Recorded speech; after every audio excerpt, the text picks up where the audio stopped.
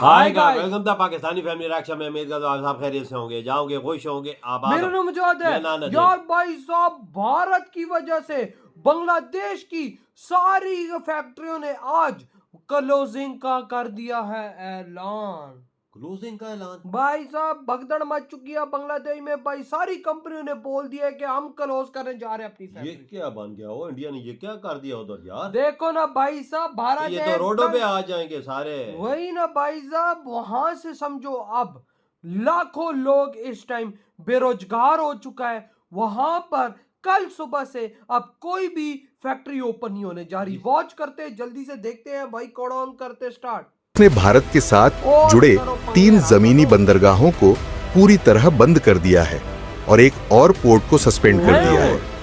सरकार का कहना है कि इन पोर्ट्स पर बुनियादी सुविधाओं की कमी है, लेकिन जानकार मानते हैं कि यह फैसला पूरी तरह राजनीतिक और व्यापार के लिए नुकसानदेह है। एक कंगलादेश की, पहले तो उसका नाम बांग्लादेश था, लेकिन जो है ना अगस्त के बाद से वो कंगलादेश बनता चला जा रहा है और वो टक्कर लेने की कोशिश कर रहा है दुनिया की सबसे बड़ी इमर्जिंग पावर इंडिया से। और मोहम्मद यूनुस की भी जो है इस वक्त जो है हवा बहुत ज्यादा टाइट हो चुकी है, क्योंकि बाहर आप देखें कि बांग्लादेश में टेक्सटाइल इंडस्ट्री बुरी तरह तबाह हो चुकी है। 172 फैक्ट्रियों को जो है वो ताले लग चुके हैं और लाखों लोग बेरोजगार हो चुके हैं। ऊपर से इंडिया ने इनके साथ ट्रांसशिपमेंट भी मुकम्मल तौर पर बंद कर दी है। अब ये इंडिया से आने वाले धागे पर भी बैन लगा देंगे तो रही सही फैक्ट्रियां भी बंद हो जाएंगी। देखिए, इसकी मैं मिसाल दूंगा कि ये आपको पता है कुछ दिन पहले ट्रंप ने जो है ना बहुत ज्यादा टैक्सेस लगा दिए थे।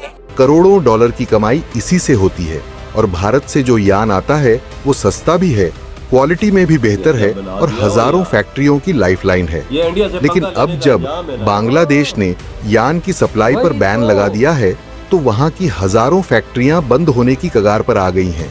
खास हम तारीफ करते थे, देखो 1971 में बांग्लादेश बना, आज हमसे आगे। आज इंडिया ने बांग्लादेश का ट्रेड सस्पेंड कर दिया। अगर इनकी ट्रेड की मालियत 2023-24 देखा जाए, $14 बिलियन की ट्रेड हुई है इंडिया और बांग्लादेश के बीच। इतनी ज्यादा ट्रेड हुई और आज वो खतरे में, इंडिया जो है ना, इंडिया को आप कह सकते हो इंडिया एक बहुत बड़ी पॉपुलेटेड कंट्री है। सही है, जहाँ पर पॉपुलेटेड कंट्री है, अगर आप वहाँ पर ट्रेड करोगे तो इसका आपको 100% मुनाफा होगा। अब वो उसने दोबारा जो है ना वो वापस रिवर्स कर दिया। तो मेरा नहीं ख्याल कि ये लॉन्ग टर्म पॉलिसी होगी बांग्लादेश की। ये मिल बैठने का नाम है। ये किसी भी आप मुल्क के साथ जो है ना हम एक दूसरे की जरूरत है। तो दोस्तों, बांग्लादेश की तरफ से भारत से होने वाले यार्न के एक्सपोर्ट को बैन कर दिया गया है। यानी बांग्लादेश भारत से अब जो कपड़ा इंडस्ट्री में यूज होने वाला धागा है वो इंपोर्ट नहीं करेगा, परंतु इसका खामियाजा इनको 24 घंटे के अंदर ही भुगतने को मिला है, क्योंकि बांग्लादेश की टेक्सटाइल इंडस्ट्री ही बोल रही है कि बांग्लादेश का यह कदम आत्मघाती साबित होगा और बांग्लादेश की सारे कपड़ा उद्योग तबाह हो जाएगा। मात्र इसका यान आता है वो सस्ता भी है, क्वालिटी में भी बेहतर है और हजारों फैक्ट्रियों की लाइफलाइन है। लेकिन अब जब बांग्लादेश ने यान की सप्लाई पर बैन लगा दिया है तो वहाँ की हजारों फैक्ट्रियां बंद होने की कगार पर आ गई हैं। खास तौर पर छोटे और मंझोले उद्योग जो बड़ी कंपनियों को माल सप्लाई करते थे।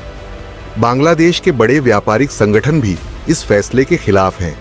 कई चैम्बर्स ऑफ कॉमर्स ने इस फैसले को आत्मघाती बताया है। सरकार को समझाने की कोशिशें हुई, लेकिन अंतरिम सरकार ने किसी की एक न सुनी। अब जानकारों का मानना है कि बांग्लादेश की ये सरकार भारत की जगह पाकिस्तान से यान मंगवाने की तैयारी कर रही है, लेकिन पाकिस्तान से आने वाला यान महंगा है, क्वालिटी भी खराब है। हो रहे और चले तमाम मामला एक तरफ, आपको लगता है कि ट्रेड बंद कर देना मसले का हल है?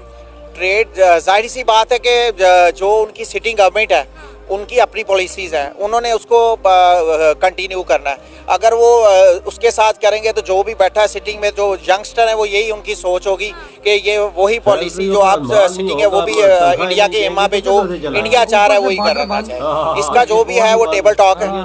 अगर वो टेबल टॉक करें तो मे बी के वो इसका सोल्यूशन निकले। आप देखें कि बांग्लादेश में टेक्सटाइल इंडस्ट्री बुरी तरह तबाह हो चुकी है। 172 फैक्ट्रियों को जो है वो ताले लग चुके हैं और लाखों लोग बेरोजगार हो चुके हैं। ऊपर से इंडिया ने इनके साथ ट्रांसशिपमेंट भी मुकम्मल तौर पर बंद कर दी है।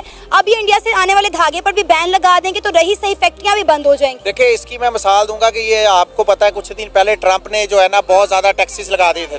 अब वो उसने दोबारा जो है ना वो वापस रिवर्स कर दिया। तो मेरा नहीं ख्याल कि ये लॉन्ग टर्म पॉलिसी होगी बांग्लादेश की। ये मिल बैठने का नाम है। ये किसी भी आप मुल्क के साथ जो है ना हम एक दूसरे की ज़रूरत है। तो ट्रेडिंग के हिसाब से देखें, कोई भी चीज़ है, अगर आप ऑयल लेते हैं कहीं से तो आप वहाँ से जींस जो है ना वो वीट वगैरह राइस वगैरह आप वहाँ पे इंपोर्ट करते हैं, एक्सपोर्ट करते हैं। तो ये बाहमी जो है ना मशावरत के साथ और मिल बैठ के जो है ना इसी तरह दुनिया चलती है।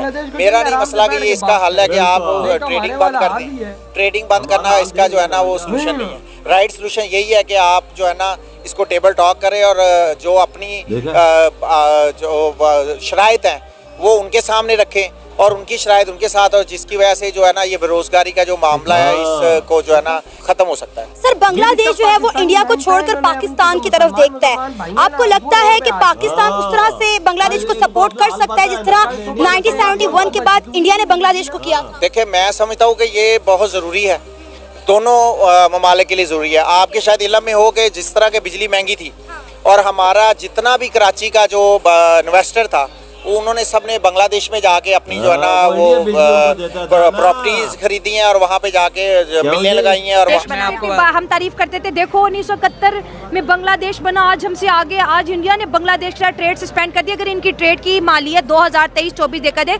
14 बिलियन डॉलर की ट्रेड हुई है इंडिया और बांग्लादेश के बीच। इतनी ज्यादा ट्रेड हुई और आज वो खतरे में, आज वो खतरे में। इंडिया जो है ना, इंडिया को आप कह सकते हो इंडिया एक बहुत बड़ी पॉपुलेटेड कंट्री है। बिल्कुल सही है। जहाँ पर पॉपुलेटेड कंट्री है, अगर आप वहाँ पर ट्रेड करोगे तो इसका आपको 100% मुनाफा होगा। लेकिन भाई साहब वो कहते हैं ना कि हवा में जब उड़ता हुआ तीर जा रहा हो और भाई पीछे खुजली हो रही हो, तीर पकड़ के खुद लेना इसको कहते हैं।